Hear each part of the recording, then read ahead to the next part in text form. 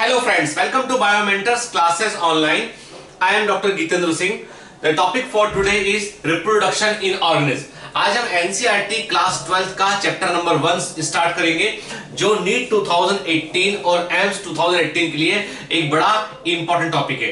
तो हम अपने जो पूरे साल भर के अभियान की शुरुआत हम करते हैं 12th क्लास का जो कोर्स हमने शुरू किया है वो चैप्टर 1 से शुरू किया है। मैंने पहले भी आपसे कहा है कि हम एनसीईआरटी के सीक्वेंस को डिस्टर्ब नहीं करेंगे और जो जिस सीक्वेंस में आपकी एनसीईआरटी है उसी सीक्वेंस में हम स्टडी करेंगे जिससे आपको 12th क्लास में भी इसका बेनिफिट मिले और ड्रॉपर्स को एकदम दिमाग में क्लियर रहे कि अगला चैप्टर सर क्या पढ़ाने वाले हैं। तो बेटा we are going to follow the sequence of NCERT only, ठीक है ना। चलिए, तो आज का हमारा चैप्टर जो है वो है chapter 1 reproduction in organism 12th class NCERT.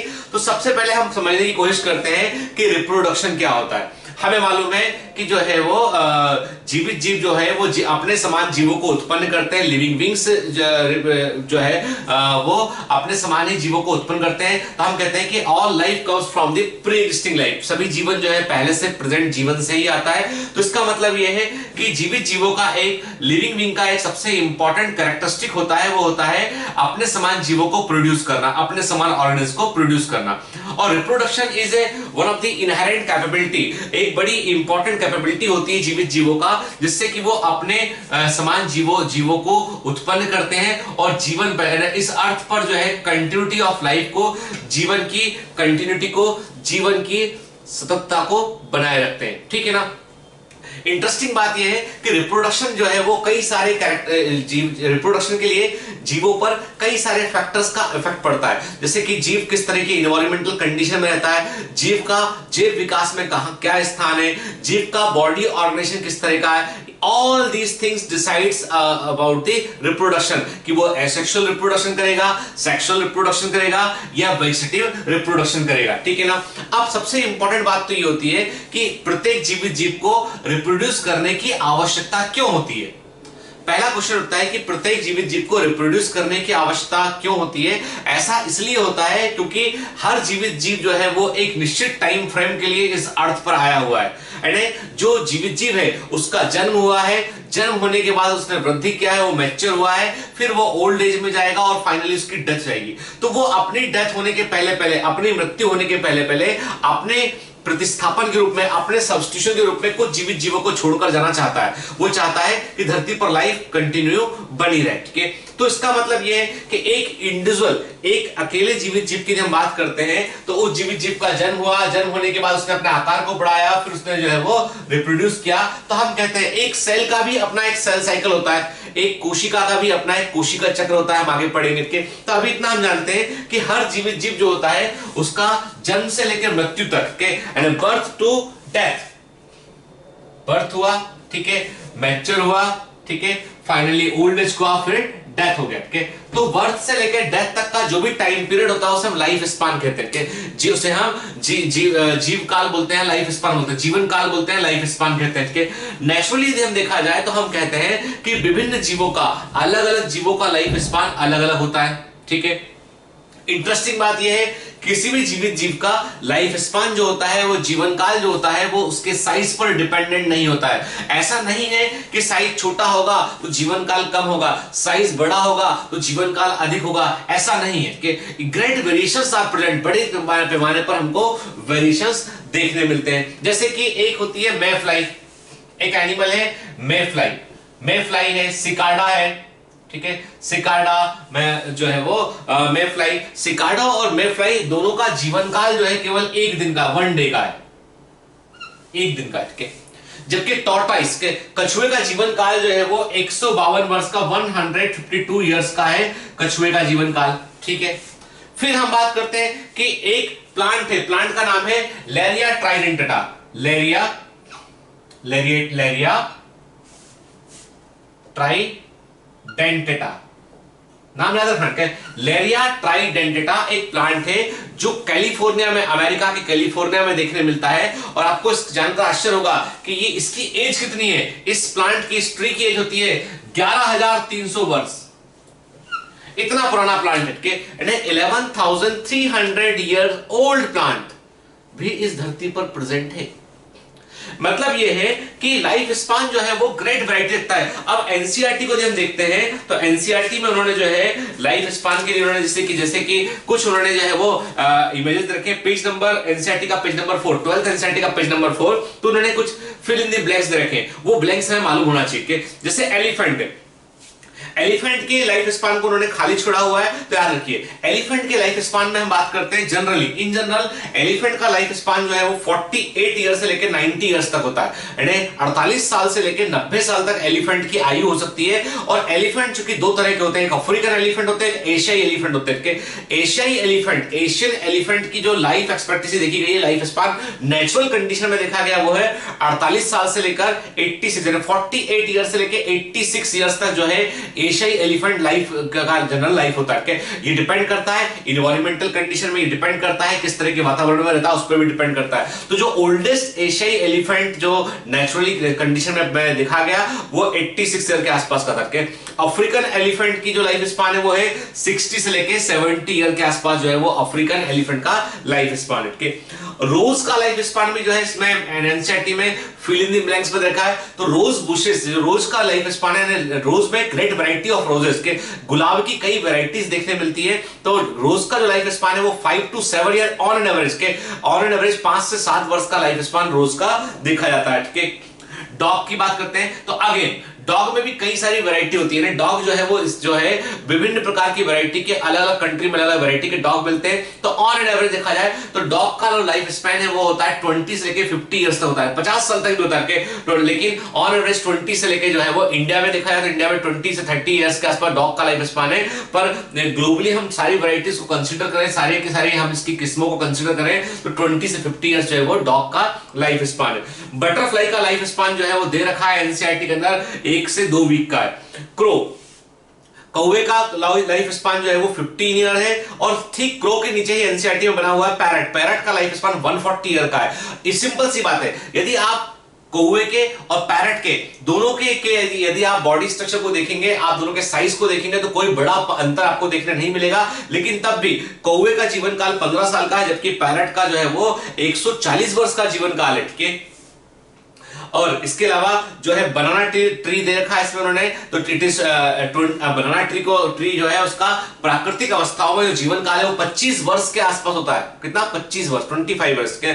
काऊ की भी बहुत सारी वैरायटी होती है। ये European cows are different from the एशियाई काउज के। तो काऊ की वैरायटी के को भी हम कंसीडर करें तो गाय का भी जो लाइफ स्पान है वो 18 से लेके 25 वर्ष का है, 18 से लेके 25 ईयर्स के आसपास का होता है। क्रोकोडाइल का लाइफ स्पान एनसीईआरटी में दे रखा है वो 60 इयर्स के आसपास है। और इसके अलावा जो है इसमें हॉर्स का लाइफ स्पान जो है वो फिल इन द ब्लैंक्स में खाली दे रखा है एनसीईआरटी में। तो ध्यान रखिए हॉर्स की भी ग्रेट वैरायटी होती है, कई सारी अलग अलग किस्में होती है। तो हॉर्स का लाइफ स्पान जो है वो 25 से लेके 40 वर्ष का होता है। Fruit fly Drosophila, fruit fly scientific name Drosophila है, याद रखिएगा, बड़ा कॉमन है, जेनेटिक्स में इस्तेमाल किया जाता है इसका। तो फ्रूट फ्लाई का लाइफ स्पान 30 दिन का होता है, 30 डेज का होता है। ठीक है, राइस प्लांट खाली छोड़ा हुआ है। राइस प्लांट का लाइफ स्पान जो है वो 3 से 4 महीने का होता है, 3 to 4 मंथ का होता है। टॉर्टाइस कछुए का दे रखा है 100 से लेके 150 वर्ष। ठीक है, और बरगद के पेड़ का बनियान ट्री का जो है रखा है इसमें खाली स्थान रखा है इन्होंने, fill in the blanks type दे रखा है। तो बनियान ट्री का लाइफ स्पान जो होता है वो होता है 200 से लेके 300 इयर्स होता है। बरगद के पेड़ का लाइफ स्पान होता है। ठीक है ना, याद रखिए। अब कुछ इंपॉर्टेंट लाइफ स्पान हमको और पता होना चाहिए, तो नोट डाउन कर लीजिए कुछ इंपॉर्टेंट। जैसे कि हम कहते हैं कि व्हीट प्लांट के जो गेहूं राइस पूछा है इन्होंने, तो व्हीट भी एग्जाम में पूछ सकते हैं। तो व्हीट प्लांट का लाइफ स्पान होता है 5 महीने के आसपास, अराउंड 5 मंथ के, यानी 5 मंथ के आसपास जो लाइफ स्पान होता है व्हीट का होता है। चूंकि एक्सपेरिमेंट में बड़े पैमाने पर चूहे का इस्तेमाल किया जाता है, तो रेट का लाइफ स्पान होता है 4 ईयर्स, 4 वर्ष के आसपास जो है वो लाइफ स्पान होता है चूहे का। रेट का लाइफ स्पान 4 ईयर्स के आसपास होता है। फिर इसके अलावा हमें मालूम होना चाहिए रैबिट के, जो खरगोश है रैबिट का लाइफ स्पान जो है वो होता है 13 वर्ष के आसपास, 13 इयर्स के आसपास होता है। रैबिट का लाइफ स्पान होता है 13 ईयर के आसपास होता है। फिर मंकीज के, बंदर के बारे में बात नहीं की, मंकीज जो है वो उसी से तो ह्यूमन बींग्स जो है वो इवॉल्व हुए ग्रेजुअली के। तो मंकीज का लाइफ स्पान होता है 26 इयर्स के, यानी बंदरों का, मंकी का लाइफ स्पान जो होता है वो होता है 20। लाइफ स्पान मतलब नेचुरल कंडीशन में कितना वो जीव सर्वाइव कर सकता है, ठीक है। फिर यदि आप ह्यूमन बींग्स की बात करें, मनुष्य की बात करें, तो मनुष्य का प्राकृतिक अवस्थाओं में लाइफ स्पान हम मानते हैं 100 इयर्स के आसपास हम स्टैंडर्ड मानते हैं। तो 100 इयर्स जो है वो ह्यूमंस का लाइफ स्पान हम मानकर चलते हैं। फिर आप देखते हैं कि जो बनियान ट्री उसका 200 से लेकर 300 इयर्स के आसपास है। लेकिन पीपल के पेड़ का, पीपल के ट्री पेड़ की बात करें हम, ठीक है, पीपल के पेड़ की बात करें हम, तो आपको जानकर आश्चर्य होगा कि पीपल के पेड़ का लाइफ स्पान कितना होता है, 2000 से लेके 3000 इयर्स। कितना होता है, 2000 से लेके 3000। पीपल के पेड़ का जीवन काल कितना होता है, 2000 से लेके 3000 वर्ष के आसपास होता है, ठीक है ना। ठीक, तो ये हमने बात किया यहां पर जो है विभिन्न इंपॉर्टेंट लाइफ स्पान के बारे में, ठीक है। अब ध्यान रखिए कि ये तो आपको किसी भी बुक में ना, किसी भी ऑब्जेक्टिव बुक में आपको लाइफ स्पान अलग अलग मिल जाएंगे, तो इंपॉर्टेंट लाइफ स्पान हमको ध्यान रखना है, ठीक। अब इंपॉर्टेंट बात तो ये है कि जो लाइफ स्पान है उसके अंदर क्या कोई फेजेस होती है, क्या कोई अवस्थाएं होती हैं जीवन काल में, याद रखना बड़ा इंपॉर्टेंट है। कई बार जो है एसएससी रीजन में इस तरह के सिंप्लीफाइड क्वेश्चन को वो कठिन कर पूछ लेते हैं, ठीक है। तो जब हम बात करते हैं लाइफ स्पान की, तो याद रखिए लाइफ स्पान में हमेशा जो है जीवन काल में हमेशा 4 अवस्थाएं देखने मिलती हैं। पहली होती है जुवेनाइल अवस्था होती है, जुवेनिलिटी होती है, कि बाल्य अवस्था बोलते हैं इसको हम, कि हमने कहा जुवेनाइल स्टेज होती है, जुवेनिलिटी, ठीक है। जुवेनिलिटी का मतलब होता है कि एक जीव जिसका जन्म हुआ है वो जन्म होने के बाद कुछ समय लेता है, अपने आकार को बढ़ाता है, ग्रोथ करता है वो, और अपने आप को प्रिपेयर करता है रिप्रोडक्शन के लिए। जब तक वो अपने आप को प्रिपेयर नहीं करेगा रिप्रोडक्शन के लिए, तब तक वो रिप्रोड्यूस नहीं कर पाएगा, ठीक है। जैसे हम सबका जन्म होता है, जन्म होने के बाद जो है एक पर्टिकुलर एज के बाद हम जो है हमारे सेक्स ऑर्गन जो है डेवलप होना शुरू होते हैं और we got prepare for the reproduction, ठीक है। उसके पहले नहीं होता ऐसा अधिकांश जीवों के साथ में ऐसा होता है। तो हम देखते हैं कि सबसे पहले लाइफ स्पान में पहली अवस्था में जुवेनिलिटी होता है। जुवेनिलिटी का मतलब होता है कि to prepare for reproduction and प्रजनन के लिए अपने आप को तैयार करना। तो इस अवस्था में जो है जीव रिप्रोड्यूस नहीं कर पाता है, वो अपने आकार को बढ़ाता है, वो मैच्योरिटी को की तरफ बढ़ता है एंड वो परिपक्व होने की कोशिश करता है, ठीक है। इसके बाद दूसरी स्टेज आती है, जुवेनिलिटी के बाद दूसरी स्टेज आती है, वो होती है मैच्योरिटी। मैच्योरिटी के, तो मैच्योरिटी या परिपक्व अवस्था में क्या होता है, जीव अपना पूर्ण विकास कर चुका होता है, वो एडल्ट फेज तक पहुंच चुका होता है। अब वो सक्षम है, अब वो एबल है कि वो रिप्रोड्यूस कर सकता है, अब वो रिप्रोड्यूस करेगा और इस समय जीव सबसे स्वस्थ होगा, सबसे अधिक हेल्दी अवस्था में होगा और वो जीव जो है अपने आप रिप्रोड्यूस करके हेल्दी ऑफस्प्रिंग्स को, हेल्दी संतानों को उत्पन्न करने की कोशिश करेगा। तो ये मैच्योरिटी वाली अवस्था में क्या करेगा, जीव जो है वो रिप्रोड्यूस करेगा, ठीक है। इस अवस्था में वो रिप्रोड्यूस करने की कोशिश करेगा, रिप्रोड्यूस करेगा, ठीक है। फिर समय बीतता चला जाएगा और धीमे धीमे उसकी जो सेल्स हैं वो अपना विगर या अपना ओज खोने लगेंगे और वो व्यक्ति जो है वो मैच्योर अवस्था से वो जो पहुंच जाएगा, वो एजिंग अवस्था में पहुंच जाएगा। अब क्या होता है बेटा, जब हम छोटे होते हैं, बच्चे होते हैं, तो हमारी बॉडी में रोज में जितनी सेल्स बन रही होती है, हमारी बॉडी में, याद रखना एक बात भूलना नहीं, हमारी बॉडी में रोज में कई सेल्स बनती हैं और कई सेल्स मरती हैं। जब हम छोटे होते हैं तो हमारी बॉडी में सेल्स के बनने की संख्या अधिक होती है, मरने की संख्या कम होती है, ठीक है। Every day lots of cells die in our body and lots of cells created, के जब हम छोटे बच्चे होते हैं तब हमारे बॉडी में मरने वाली कोशिकाओं की संख्या मरने वाली सेल्स की संख्या की तुलना में बनने वाली सेल्स की नंबर अधिक होता है। Result is growth, more cells are formed, cells अधिक बन रहे हैं, कम मर रहे हैं, माइनस क्या उसको, तो रिजल्ट इज ग्रोथ। जब हम परिपक्व हो चुके होते हैं, मैच्योर हो चुके होते हैं, तो हमारी बॉडी में जितनी सेल्स बन रही होती हैं उतनी सेल मर रही होती हैं। तो मतलब ये हुआ कि जितनी सेल बनेगी उतनी मर जाएंगी, मतलब स्टैग्नेंट ग्रोथ। मतलब अब आप क्या हो गए, आप स्थिर अवस्था में आ गए। अब आपकी बॉडी अपने आप को एक समय तक मेंटेन रखेगी, है ना। अब क्या होगा कि आपकी ग्रोथ पॉजिटिव में ग्रोथ नहीं हो रही, आप तेजी से बढ़ नहीं रहे। आपने देखा ना, आपकी हाइट बढ़ी, आपका साइज बढ़ा बचपन से अब तक, अब क्या हो रहा, अब रुक गया। इसका मतलब ये कि अब आप कहां आ गए, आप जितनी सेल्स बन रही उतनी सेल्स रोज मर रही है, मतलब अब एक आप स्टैग्नेंट अवस्था में आ गए, स्टैग्नेंट ग्रोथ में आप आ गए।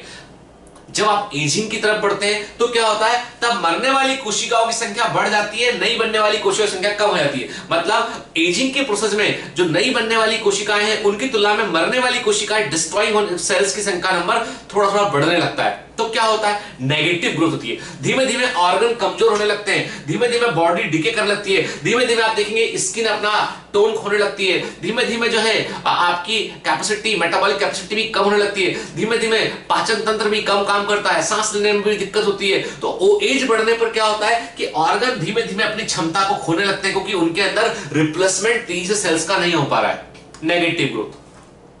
तो क्या होगा, एजिंग। और ऐसी इरिवर्सिबल, और ये जो परिवर्तन होते हैं उसको आप रिवर्स नहीं कर सकते हो। ऐसी कोई दवा नहीं है, कोई टेक्निक नहीं है कि हम ओल्ड एज व्यक्ति को यंग कर सके। हम क्या, जितने ऐसे क्लेम लोग करते हैं वो फॉल्स क्लेम है सारे। तो सिंपल सी बात ये कि सीनेसेंस का मतलब है कि इरिवर्सिबल चेंज, यानी ऐसे परिवर्तन जो इरिवर्सिबल टाइप के हैं उसको हम सीनेसेंट चेंज बोलते हैं क्या। तो हमने कहा एजिंग और सीनेसेंस क्या, ठीक, एजिंग और सीनेसेंस, ठीक है, ये एक अवस्था हो गई।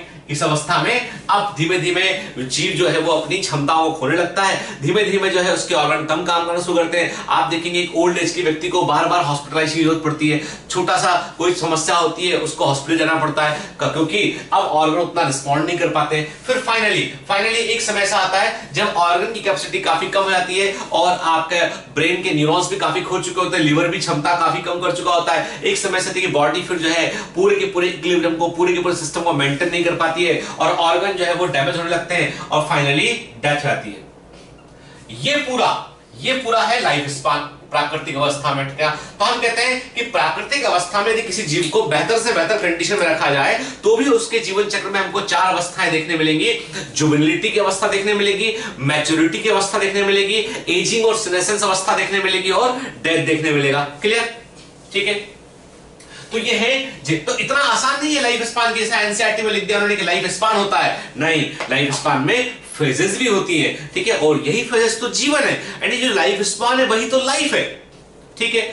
अब हम बात करते हैं कि रिप्रोडक्शन जो है जीवित जीवों की कैरेक्टरिस्टिक है, ठीक है। रिप्रोडक्शन ना हो तो धरती पर जीवन नहीं रह सकता है। तो हम बात करते हैं कि what is the purpose of reproduction, यानी प्रजनन के पीछे प्रकृति का क्या उद्देश्य था, नेचर का क्या उद्देश्य है इस रिप्रोडक्शन के पीछे। तो सबसे बड़ा उद्देश्य तो है कंटिन्यूटी ऑफ लाइफ को मेंटेन करना। इस धरती पर ग्रेट डाइवर्सिटी ऑफ लाइफ है, जीवन में विभिन्न प्रकार की विविधता है, लाइफ में जो है ग्रेट डाइवर्सिटी है, विभिन्न प्रकार के जीव प्रेजेंट है, कई तरह के एनिमल है, कई तरह के प्लांट्स हैं, डिफरेंट काइंड ऑफ एल्गीज है, डिफरेंट काइंड ऑफ बैक्टीरिया है, वो सब यूनिक है, एवरीथिंग इज यूनिक। तो वो अपनी कंटिन्यूटी को मेंटेन करें, तो लाइफ अपने आप को बनाए रखती है। उसके लिए इस धरती पर जो है कंटिन्यूटी ऑफ स्पीसीज है, एक स्पीसीज प्रजाति जो है वो प्रजाति अपने आप को जो है वो मेंटेन रखती है, वो स्पीसीज जो है अपने आप को मेंटेन रखती है और अपनी एक कैरेक्टरिस्टिक को बनाए रखती है। वही तो रिप्रोडक्शन की का एक पर्पस है। इसीलिए जब स्पीसीज को डिफाइन करते हैं हम, जब प्रजाति को डिफाइन करते हैं तो हम कहते हैं species is a group of organism. प्रजाति जीवों का वह समूह है जो प्राकृतिक अवस्थाओं में, नेचुरल कंडीशन में आपस में रिप्रोड्यूस कर सकते हो और फर्टाइल ऑफस्प्रिंग उत्पन्न कर सकते हो। देखा आपने, यह है बायोलॉजिकल कॉन्सेप्ट ऑफ स्पीसीज, प्रजाति की जैविक अवधारणा। वो क्या कहता है कि प्रजाति जीवों का वह समूह है जो प्राकृतिक अवस्थाओं में, नेचुरल कंडीशन में सेक्सुअल रिप्रोडक्शन कर सकते हो और अपने समान फर्टाइल ऑर्गेनिज्म को प्रोड्यूस कर सकते हो, उससे हम एक स्पीसीज कहते हैं। मतलब स्पीसीज के दो प्रजातियों के बीच में, दो स्पीसीज के बीच में एक बाउंड्री है और वो बाउंड्री क्या है, रिप्रोडक्टिव आइसोलेशन। दो स्पीसीज के बीच में एक बाउंड्री है और वो बाउंड्री क्या है, वो बाउंड्री है रिप्रोडक्टिव आइसोलेशन। मतलब reproduction is very important to define a species. प्रजनन एक प्रजाति को डिफाइन करने के लिए बड़ा इंपॉर्टेंट है। ये ना हो तो हम प्रजाति को डिफाइन नहीं कर सकते बायोलॉजिकल कॉन्सेप्ट में, है ना, ठीक है। चलो, तो इसका मतलब हम समझ गए कि स्पीसीज की कंटिन्यूटी को बनाए रखने के लिए, बायोडाइवर्सिटी को बनाए रखने के लिए रिप्रोडक्शन इज द की। प्रजनन जो है वो चाबी है, प्रजनन जरूरी है, ठीक है। दूसरा, पॉपुलेशन ऑर्गेनाइजेशन एक पर्पस है। पर्पस यह है कि इस धरती पर जो है, जो जीवित जीव होते हैं उनका अपना एक समूह होता है, उनका अपना एक जो है वो, हम कहते हैं कि उनके अपने जो है वो ग्रुप्स होते हैं। तो वो समूह को बनाए रखने के लिए जो है वो रिप्रोडक्शन जरूरी है। प्रजनन जो होता है वो पॉपुलेशन की कैरेक्टरिस्टिक को तय करता है, रिप्रोडक्शन ये तय करता है कि पॉपुलेशन का डेमोग्राफी क्या होगा। आप देखते हैं जापान के अंदर, जापान में जब हम डेमोग्राफी में पहुंच के बात कर रहे हैं, जापान के अंदर क्या देखते हैं आप कि ओल्ड एज के ग्राफ जापान के अंदर जो है वो इस प्रकार का है कि ओल्ड एज के लोग संख्या में अधिक है, नहीं ये है यंग एज, नहीं ये छोटे बच्चे किड्स है, ये छोटे बच्चे जापान में है, ये है एडल्ट के, और ये है ओल्ड एज के लोग, ऊपर है ओल्ड एज के। मैंने कहा कि सबसे नीचे हो गया किड्स हो गए, ये हो गए एडल्ट हो गए, और ये ओल्ड एज के। तो जापान में क्या है, जापान में ग्राफ उल्टा हो गया, मतलब जापान में जो है ऐसा है कि वहां पर पहला बच्चा होता है तो सरकार उस बच्चे के जन्म के बाद 50% 50% खर्चा गवर्नमेंट शेयर करती है, दूसरा बच्चा होने पर सरकार 100% खर्चा शेयर करती है, क्योंकि वहां नेगेटिव ग्रोथ होने लगी है, वहां लोग जो है वो किड्स नहीं चाहते, वहां पे लोग जो है वो ओल्ड एज के लोगों की संख्या बढ़ गई है। ठीक है, अब आ जाते हैं हम इंडिया पर। तो इंडिया में क्या है, इंडिया में ग्राफ ऐसा है, ठीक है, कि इंडिया में क्या है, इंडिया में बच्चे ज्यादा संख्या में हैं, उससे अधिक कम संख्या में जो है वो एडल्ट हैं, और ओल्ड एज के लोग कम संख्या में। हमारी पॉपुलेशन ग्रोइंग पॉपुलेशन है।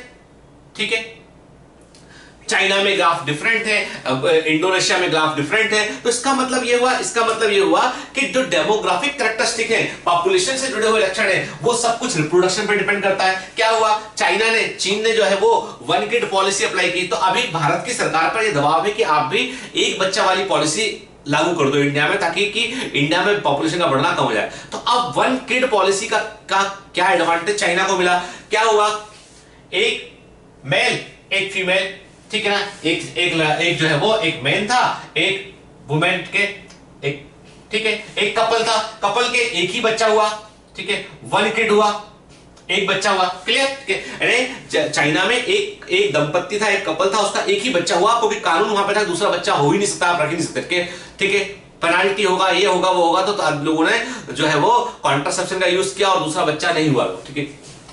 ये दो लोग थे, फाइनली कुछ सालों के बाद 25-30 साल बाद जब रिप्लेस हुआ इस आदमी को, है ना, ये पेरेंट्स के जाने के बाद उन दोनों का के बीच में केवल एक बच्चा बचा, ठीक है। अब इस एक यहां ऐसा मान लेते हैं, यहां पर भी एक मैन था, एक वुमेन, ठीक है, दो लोग थे, उनके ये है, एक बच्चा है, ये माना मैंने मेल है, ये बच्चा मेल है, एक बच्चा ये हुआ, एक किड ये है, ये फीमेल है, ठीक है। इन दोनों के बीच मैरिज हो गया, 25 साल बाद 4 में से 2 लोग बचे, अगले 25 साल बाद एक बचा है, पॉपुलेशन धीमे धीमे कम होने लगी, टैपरिंग होने लगा पॉपुलेशन का। चाइना ने वन किड पॉलिसी इसलिए अपनाया कि एक कपल 2 लोगों का होता है, एक ही बच्चा होगा उसके, फिर एक बच्चे की मैरिज किसी और से हो गया, फिर एक बच्चा होगा उसके, तो धीमे धीमे पॉपुलेशन घटने लगेगी। चाइना के अंदर ऐसा हुआ कि इंडिया में क्या है, इंडिया में 2 किड पॉलिसी है, इंडिया में एक कपल को 2 बच्चे रिप्लेस करते हैं, ठीक है ना, 2 बच्चे का रिप्लेस करते हैं, कई बच्चे फैमिली में एक बच्चा था, पर इन जनरल एज पर हम बात देखें तो 2 बच्चे रिप्लेस करते हैं, तो 2 से 2 वो संख्या मेंटेन है, पॉपुलेशन इंडिया की पॉलिसी क्या, पॉपुलेशन को मेंटेन रखने की। तो हम चूंकि डेमोग्राफी की बात नहीं कर रहे हैं, हम बात कर रहे हैं कि reproduction is very important to define the population organization, and जनसंख्या का ऑर्गेनाइजेशन क्या होगा, ये रिप्रोडक्शन डिसाइड करता है। तो ह्यूमन के अलावा बाकी सभी जीवों के अंदर भी यही है कि यहां पर देखा जाता है कि वास्तव में जो जीव होते हैं, जो एनिमल्स होते हैं, उनमें भी रिप्रोडक्शन का रेट अधिक होता है, लेकिन सर्वाइवल रेट कम होता है। तो यदि 50 जीव उत्पन्न हो रहे हैं तो उसमें से 8 या 10 12 जीव जो है सर्वाइव कर पाते हैं, तो उस पॉपुलेशन का अपना कैरेक्टरिस्टिक एनवायरनमेंट भी डिसाइड करता है। तो हम कहते हैं कि रिप्रोडक्शन का पर्पस क्या है, स्पीसीज की प्रजाति की कंटिन्यूटी को बनाए रखना, पॉपुलेशन के ऑर्गेनाइजेशन को बनाए रखना। इसके अलावा जब रिप्रोडक्शन होता है तो जो जितना अधिक जीव डेवलप होगा, जितना अधिक ऑर्गेनिज्म डेवलप होगा, उसमें सेक्सुअल रिप्रोडक्शन की कैपेसिटी उतनी अधिक आ जाएगी।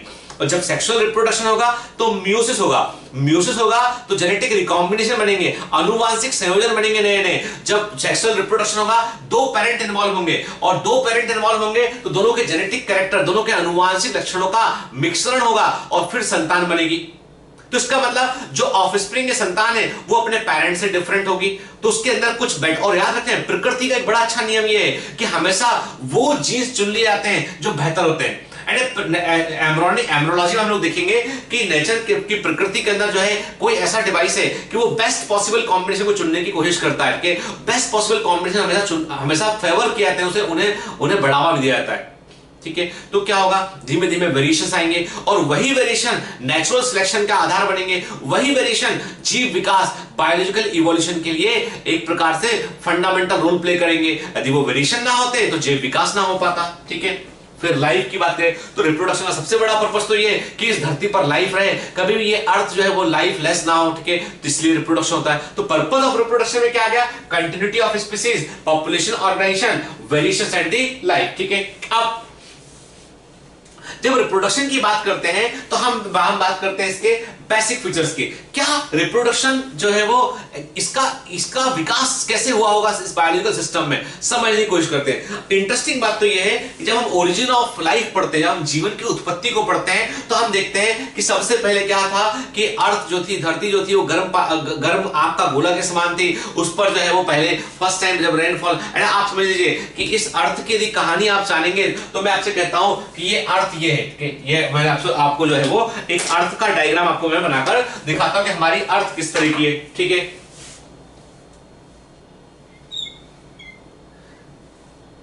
आप बोलोगे कि सर हमने अपनी पूरी लाइफ में इतने दिन से पढ़ते आ रहे हैं, आपके अलावा कोई ऐसा टीचर नहीं देखा जो बोलता हो कि अर्थ ऐसी है। मैं कहता हूं अर्थ ऐसी है। आप बोलोगे सर हम इतने हजारों लोग इस तरफ चैनल के उस तरफ हैं, हम लोगों से आपके विचार बिल्कुल नहीं मिलते, आप बोल रहे हो अर्थ ऐसी है। मैं कहता हूं बेटा मैंने इसका पानी निकाल दिया था सिर्फ। इमेजिन कीजिए, मैं यदि बोलता हूं कि अर्थ एक आग का गोला थी, हमारी धरती जो है वो पहले सूरज से टूटा हुआ टुकड़ा है और वो एक आग का गोला थी, फायर। आज भी प्रूफ क्या है, अंदर जाइए अर्थ के कोर में, आज भी आपको लावा मिलेगा, सुलगता हुआ लावा मिलेगा, अंदर आग के समान जलता हुआ लावा मिलेगा धरती, आज भी, अभी भी है, ठीक है। तो इसका मतलब धरती हमारी आग का गोला थी, और आग के गोले पे क्या पानी रुक सकता है? नहीं रुकेगा। तो सबसे पहले जब अर्थ बनी होगी तो वो अर्थ इस तरह की होगी। आपने कभी देखा है घर में मम्मी जब रोटी बनाती है तो रोटी बनाने के बाद जब तवा एकदम गर्म तवा होता है, उस गर्म तवे पर आप एक बूंद पानी डाल के देखना, चम्मच में लेना, एक बूंद, 1 ड्रॉप, 1 या 2 ड्रॉप वाटर, आप देखोगे वाटर का वो ड्रॉप तवे पर नहीं रुकेगा, वो वाटर का ड्रॉप तवे पर जाएगा और वो बाउंस करेगा 2-4 बार और फिर गायब हो जाएगा। कर देखना, नहीं किया हो तो। गर्म कढ़ाई में गर्म तवे पर यदि पानी का एक बूंद डालोगे आप तो वो बाउंस करेगा बॉल के समान और फिर गायब हो जाएगा। इमेजिन कीजिए हमारी अर्थ भी ऐसे रही होगी, जब इस पर पहली बार पानी का बूंद गिरा होगा तो वो वाटर ड्रॉप जो है वो आके बाउंस किया और चला गया होगा। ऐसे कई बार जब वाटर गिरा होगा तो धीमे धीमे अर्थ के अपर सरफेस ने टेम्परेचर लूज करना शुरू है। जैसे ही वाटर गिरेगा तो वो टेम्परेचर को अपने अंदर लेगा और फिर बाउंस कर जाएगा, उठ के इवोपरेट कर जाएगा। तो ऐसे कई हजारों वर्ष तक हुआ। फाइनली एक समय ऐसा आया कि इस धरती पर जो है वो वाटर रुक गया, ठीक है। ये आया वाटर, बन गए महासागर, बन गए। अब आपकी धरती बन गई, आप गोल समझते हो, गोल बन गई। ब्लू प्लेनेट क्यों बोला? वाटर भरा गया इसके अंदर, ठीक है। तो मैंने आपसे कहा अब ये वाटर इसके अंदर आ गया, ठीक है। जो मैंने कुछ हिस्सा मैंने देखा कि ये लैंड का हिस्सा है, बाकी वाटर का 2/3 हिस्से पर तो पानी भरा हुआ है धरती पर के। तो मैंने आपसे कहा कि ये बन गया हमारा अर्थ बन गई। अब इनिशियल फेज में जो वाटर होगा, तवे में आपने पानी डाला तो जो पानी डालते हैं वो टेम्परेचर को ले लेगा, तो इनिशियल फेज में जो वाटर होगा वो काफी गर्म वाटर होगा, है ना, ठीक है। तो इसीलिए इसको हॉट वाटर सूप कहा गया उस कंडीशन को। अब इसके अंदर फिर क्या हो, कई सारे, अब water is the best medium for chemical reaction. आप देखते हो कि जब भी कभी केमिस्ट्री में हम पढ़ते हैं तो केमिस्ट्री में आपके केमिकल कैसे काम करते हैं, आप उनमें पानी में ड्राई पाउडर रखा है, ड्राई H2SO4 रखा है, ड्राई पाउडर फॉर्म में, नॉन रिएक्टिव है जब तक पानी ना मिल जाए उसको, ठीक है। तो जो एनहाइड्रस कंडीशन होती है, ड्राई कंडीशन होती है, उसमें केमिकल रिएक्शंस जो है ना के बराबर होती है, water is the best medium for the chemical reaction. जैसे पानी मिला, और आपको पता है केमिकल रिएक्शंस के लिए जो है every 10 degree Celsius rise of temperature, 10 degree Celsius तापमान बढ़ाने पर रासायनिक अभिक्रिया दर 2 से 3 गुना बढ़ जाती है। Every 10 degree Celsius rise of temperature the rate of chemical reactions increases by 2 to 3 times, ठीक है ना। इसका मतलब इस गर्म पानी में तो केमिकल रिएक्शन तेजी से होगा। कैसे समझ सकते हो? आप घर में चाय बनते देखते हो, आपके बर्तन में पानी लिया, दूध लिया, चाय पत्ती डाली, शक्कर डाली और फ्रिज में रख दिया। ऐसा होता है क्या? ऐसा करोगे तो चाय कभी बनेगी नहीं। क्या किया? गैस को ऑन किया, गैस पर रख दिया। क्यों गैस को ऑन किया? आप चाहते हो टेम्परेचर बढ़ाना उस लिक्विड का जिससे कि चाय बन जाए, शक्कर उसमें घुल जाए, चाय की पत्ती में से कलर निकल जाए बाहर, ठीक है ना, सब मिक्स हो जाए और एक अच्छी सी चाय बन सके, है ना। तो इसलिए आपने गर्म किया। तो बस वही इस धरती पर हुआ कि इस हॉट वाटर सूप के अंदर केमिकल रिएक्शंस हुई, उससे जो है प्रोटीन के एमिनो एसिड्स बने, प्रोटीन्स उनका एग्रीगेशन हुआ, प्रोटीन को बने, कोई सर्वेट्स बने, और न्यूक्लिक एसिड आरएनए सबसे पहले बना। RNA was the first nucleic acid, और नाभिकीय अम्ल जो है they are the first sign of life. जीवन का पहला चिन्ह जो थे, फर्स्ट साइन था, वो न्यूक्लिक एसिड थे, न्यूक्लिक एसिड बने। और न्यूक्लिक एसिड के पास डीएनए, इसके पास अपने आप को रेप्लिकेट करने की क्षमता है, अपने आप को डबल करने की क्षमता है। और DNA molecule is the basic molecule जो रिप्रोडक्शन की शुरुआत की कहानी कहता है। वो कहता है कि वो एक मॉलिक्यूल है जो अपनी कॉपी तैयार कर सकता है ना। बायोलॉजिकल सिस्टम के अंदर डीएनए अपने आप को डुप्लीकेट कर सकता है और डीएनए के डुप्लीकेशन को रेप्लिकेशन कहते हैं। तो इसका मतलब ये कि जब प्रजनन की बात करते हो तो मॉलिक्यूलर लेवल पर डीएनए का replication is a basic fundamental for reproduction. यदि डीएनए अपने आप को रेप्लिकेट नहीं करेगा तो रिप्रोडक्शन नहीं हो सकता है। इसीलिए आप देखना, कभी हम देखते हैं कि डीएनए अपनी कॉपी तैयार करता है, फिर वो न्यूक्लियस डिवाइड करता है, फिर 2 सेल बनेगी, फिर वो पहुंच जाएगी के तो बगैर डीएनए के रेप्लिकेशन के, बगैर प्रोटीन सिंथेसिस के रिप्रोडक्शन पॉसिबल नहीं है।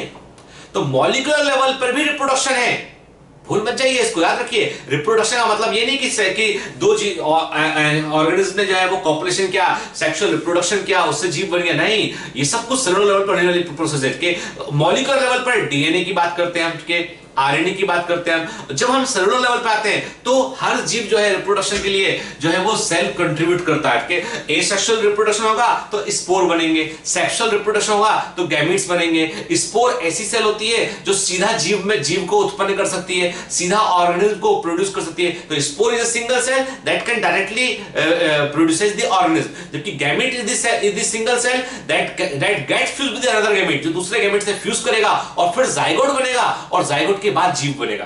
तो गैमीट हमेशा फ्यूजन करते हैं, स्पोर फ्यूजन नहीं करते हैं। ठीक है ना। चलिए अब ये बात समझ में, इसका मतलब ये है कि इस अर्थ पर मॉलिक्यूलर लेवल पर भी रिप्रोडक्शन को हम समझ सकते हैं। कि तो मतलब प्रजनन जो है इतना साधारण फिनोमेना नहीं है, यहाँ पर बहुत सारे सेल्स, बहुत सारे मॉलिक्यूल, सब कुछ सिस्टम पूरा इन्वॉल्व है इसके अंदर। ठीक है। फिर हम बात करते हैं कि अब जो जीव होते हैं उनमें प्रजनन के कई तरीके होते हैं। वो वेजिटेटिव रिप्रोडक्शन करते हैं, एसेक्सुअल रिप्रोडक्शन करते हैं, सेक्सुअल रिप्रोडक्शन करते हैं। हम बात करते हैं आज एडवांटेज की, कि क्या एडवांटेज जो है वो सबका है।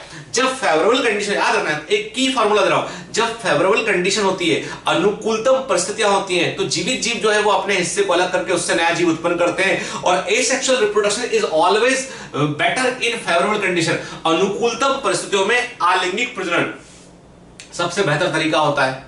ठीक है। फंजाई स्पोर्स से करती है, प्लांट्स में वेजिटेटिव प्रोपगेशन भी एसेक्सुअल का ही एक तरीका होता है। तो पौधों के अंदर वर्धी पैदा होता है कि ब्लू ग्रीन एल्गी करती है, एल्गी करती है। तो विभिन्न प्रकार के जब फेवरेबल कंडीशन होगी तो एसेक्सुअल रिप्रोडक्शन कॉमनली देखने मिलेगा। लेकिन इंटरेस्टिंग बात है, जब भी कंडीशन अनफेवरेबल कंडीशन होती है तो हमेशा सेक्सुअल रिप्रोडक्शन वहां पर देखने मिलता है। एक तो डेवलप्ड प्रकार के जीवों में, जो विकसित प्रकार के जीव होते हैं उनमें लैंगिक प्रजनन प्रीडोमिनेंटली देखने मिलता है, और एडवर्स कंडीशन में सेक्सुअल रिप्रोडक्शन देखने मिलता है। स्पाइरोगैरा एक तरह की एल्गी है, green algae. Spirogyra is a green algae. वो नॉर्मल कंडीशन में फ्रेगमेंटेशन करती है, वेजिटेटिव रिप्रोडक्शन करती है, फ्रेगमेंटेशन करती है और अपनी संख्या को बढ़ाती रहती है। लेकिन जब एडवर्स कंडीशन आती है तो वो सेक्सुअल रिप्रोडक्शन करती है। ऐसा कई जगह देखा गया प्लांट किंगडम में। तो हम कहते हैं, परंतु एनिमल चूंकि इवॉल्व है, एनिमल अधिक विकसित जीव है, तो उनके अंदर सेक्सुअल रिप्रोडक्शन प्रीडोमिनेंटली हमको देखने मिलता है। सेक्सुअल रिप्रोडक्शन की सबसे बड़ी खास बात यह है कि सेक्सुअल रिप्रोडक्शन और एसेक्सुअल रिप्रोडक्शन में एक बड़ा फर्क यह है कि एसेक्सुअल रिप्रोडक्शन में जो संतानें बनती है, एसेक्सुअल रिप्रोडक्शन में जो संतानें बनती हैं, जो प्रोजनी बनती है, वो संतानें जो है अपने पेरेंट के एग्जैक्टली समान होती हैं, उनकी एग्जैक्ट कॉपी होती है, क्योंकि जेनेटिक मेकअप पे कोई परिवर्तन नहीं होता है। जैसे पेरेंट्स थे उनके, वैसी वो ऑफस्प्रिंग बनती है। तो संतान बनती है। तो हम ऐसा कहते हैं कि एसेक्सुअल रिप्रोडक्शन में जो प्रोजनी या संतानें बनती हैं उनको हम क्लोन बोलते हैं। तो क्लोन वर्ड सिंपल सी बात है, क्लोन वर्ड जो है वो एसेक्सुअल से उत्पन्न होने वाली संतान के लिए यूज करते हैं। दी organism reproduces by the asexual reproduction, उसके लिए हम क्लोन वर्ड यूज करते हैं। जो जीव एसेक्सुअल रिप्रोडक्शन से रिप्रोड्यूस होता है उसके लिए हम क्लोन वर्ड का उपयोग करते हैं। तो क्लोन जो होते हैं वो जेनेटिक सिमिलरिटी रखते हैं अपने पेरेंट के समान। ठीक है ना। जबकि सेक्सुअल रिप्रोडक्शन का सबसे यूनिक फीचर ये होता है कि उसमें हमेशा जेनेटिक रिकॉम्बिनेशन होता है, क्योंकि सेक्सुअल रिप्रोडक्शन के लिए गैमेट चाहिए होता है, और गैमेट को बनाने के दौरान, गैमेट के निर्माण के दौरान मियोसिस होता है। क्या होता है बेटा? मियोसिस की प्रक्रिया होती है, अर्धसूत्री विभाजन होता है, और मियोसिस के दौरान क्रॉसिंग ओवर होता है, गुणसूत्र विनिमय होता है। क्रॉसिंग ओवर में क्रोमोसोम अपने स्ट्रक्चर को आपस में चेंज कर लेते हैं। होमोलोगस क्रोमोसोम अपने आमने सामने वाले नॉन सिस्टर क्रोमेटिड से सेगमेंट को बदल लेते हैं। हम देखेंगे जब मियोसिस पढ़ेंगे तब। अभी इतना समझते हैं कि गैमीट बनने के दौरान एक विशेष प्रकार का डिवीजन होता है जिसे हम म्यूसिस कहते हैं, और ये म्यूसिस जो होता है ये वास्तव में एनिमल्स के अंदर बात करते हैं, म्यूसिस वास्तव में जो होता है वो डाइवर्सिटी को क्रिएट करता है। तो याद रखना, ऐसा नहीं है कि जैसे हम बात करते हैं कि प्लांट्स के अंदर स्पोरिक म्यूसिस होती है, प्लांट के अंदर जो म्यूसिस होती है वो स्पोरिक होती है, माइक्रोस्पोर और मेगास्पोर बनते हैं। माइक्रोस्पोर मेल गैमेटोफाइट प्रोड्यूस करता है, मेगास्पोर फीमेल गैमेटोफाइट प्रोड्यूस करता है। तो जो कंपैरिजन है हम आगे चलकर देखेंगे। अभी इतना हम समझ लेते हैं कि सेक्सुअल रिप्रोडक्शन कोई भी तरीका कोई भी, सेक्सुअल रिप्रोडक्शन हमेशा जेनेटिक रिकॉम्बिनेशन लेकर आता है, नए अनुवांशिक संयोजन को बनाता है, और वो नए अनुवांशिक संयोजन जो है वो वेरिएशंस को लेकर आते हैं, और वही वेरिएशन इवोल्यूशन का आधार बनते हैं। तो सेक्सुअल रिप्रोडक्शन ने बड़ी इंपॉर्टेंट भूमिका निभाई है बायोलॉजिकल इवोल्यूशन में। यदि सेक्सुअल रिप्रोडक्शन ना होता तो बायोलॉजिकल इवोल्यूशन एक दिशा में और कंटिन्यूअस वे में नहीं हो पाता। ठीक है, फिर तो इसका मतलब ये कि रिप्रोडक्शन जो है वो एक साधारण घटना नहीं है। रिप्रोडक्शन इस प्रकृति के अंदर बड़ी इंपॉर्टेंट घटना है जो इस धरती पर जीवन को बनाए रखे, जो इस धरती पर वेरिएशन को लेकर आया है, जो इस धरती पर एडवर्स कंडीशन में भी जीवों को सर्वाइव करने के लिए दिशा दिखाता है, जो इस धरती पर जो है वास्तव में जो है वो ग्रेट डाइवर्सिटी ऑफ लाइफ को मेंटेन किए हुए। तो रिप्रोडक्शन कोई साधारण फिनोमिना नहीं है। इसीलिए जब हम बात कर रहे हैं रिप्रोडक्शन इन ऑर्गेनिज्म की, तो आज हमने बिल्कुल बेसिक समझा कि रिप्रोडक्शन होता क्या है, रिप्रोडक्शन का पर्पस क्या है, रिप्रोडक्शन के सेलुलर लेवल क्या है, मॉलिक्यूलर लेवल क्या है, एसेक्सुअल और सेक्सुअल रिप्रोडक्शन में सबसे बड़ा फंडामेंटल डिफरेंस क्या है। फंडामेंटल डिफरेंस है जेनेटिक वेरिएशंस का। वे संतानें जो सेक्सुअल रिप्रोडक्शन से बनेंगी उन्हें हम ऑफस्प्रिंग बोलेंगे, वे संतानें जो एसेक्सुअल रिप्रोडक्शन से बनेंगी उन्हें हम क्लोन्स कहेंगे। तो नेक्स्ट लेक्चर में हम देखेंगे कि व्हाट वेज, क्या तरीके हैं एसेक्सुअल रिप्रोडक्शन को करने के और क्या तरीके हैं सेक्सुअल रिप्रोडक्शन को करने के। Thank you very much.